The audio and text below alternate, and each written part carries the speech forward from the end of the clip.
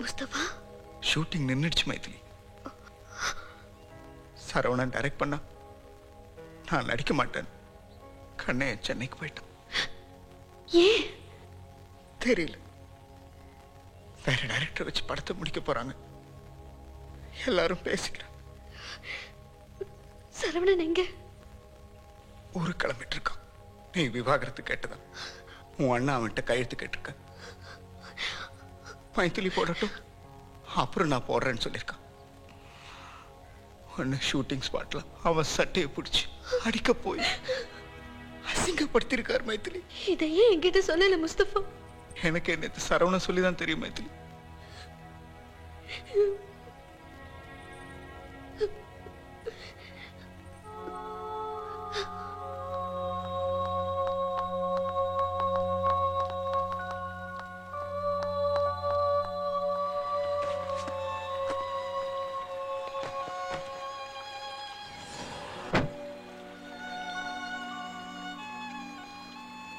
என் வாழ்க்கையில எல்லாமே பாதியில முடிஞ்சிடுற மாதிரி என் படமும் முடிஞ்சிடுச்சு.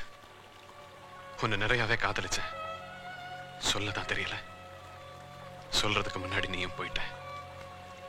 நீ விவாகரத்தை கேட்கிறேன்னு அண்ணன் பத்திரத்துல கையெழுத்து கேட்டப்போ நான் போடுற கையெழுத்தையே தலையெழுத்தாக்கி என் வாழ்க்கையை முடிச்சுக்க மனசு வராம நான் போடல.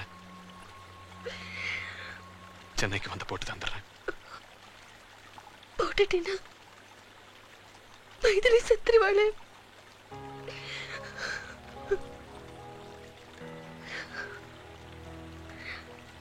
கடவுளே வந்து சொன்னாலும் நீ நம்பலாமா?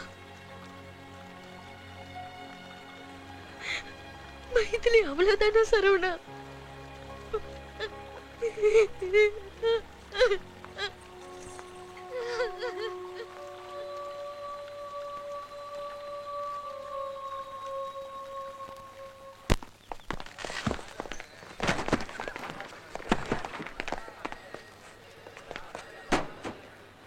இப்படியா ஒருத்தர் இருப்பான்? மனுஷனை மதிக்கலன்னாலும் தொழில மதிக்க வேண்டாம். நீ தானே சொன்ன எனக்கு வாழ்க்கைன்னு வந்தா அதுக்கு எடுத்துட மாட்டான்னு. ஓ நம்பிக்கை தான் தோத்து போச்சு. நீ ஒன்னும் தோத்து போயிடல, கவலைப்படாத. இதுதான் கதை. சரவணன் தான் டைரக்டர். தூக்கி போடு திலீப்ப. புது முகத்தை வச்சு அடுத்த வாரமே நாம ஷூட்டிங் ஆரம்பிக்கிறோம். எல்லா ஏற்பாடும் பண்றா கோபால். Okay sir. வேண்டாம் சார், நான் திலீப்புக்காக கிளைமேக்ஸ் எல்லாம் மாத்திருந்தேன். இனிமே நான் ஒரிஜினலா யோசிச்ச கதையை எடுக்கிறேன்.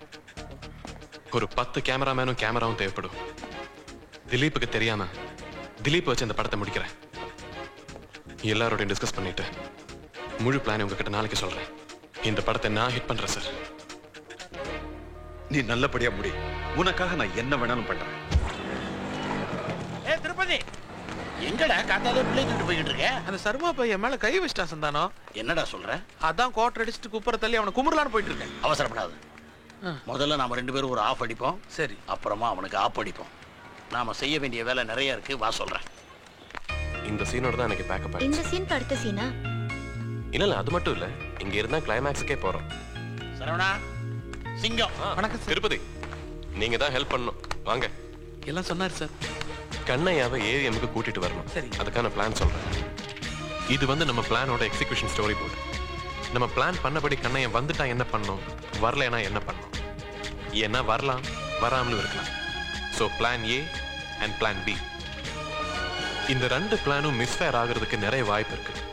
அப்படி ஏதாவது ஒன்று நடந்துருச்சுன்னா அப்ப என்ன பண்ணோங்கிறத நான் வாக்கி டாக்கில சொல்லிட்டே இருப்பேன். அதை நம்ம இப்ப பிளான் பண்ண முடியாது. ஆனா என்ன நடந்தாலும் கண்ணைய ஏவிஎம் செட்டுக்குள்ள வரணுங்கிறதுல தான் நம்ம முழு கவனமும் இருக்கணும். ஓகே?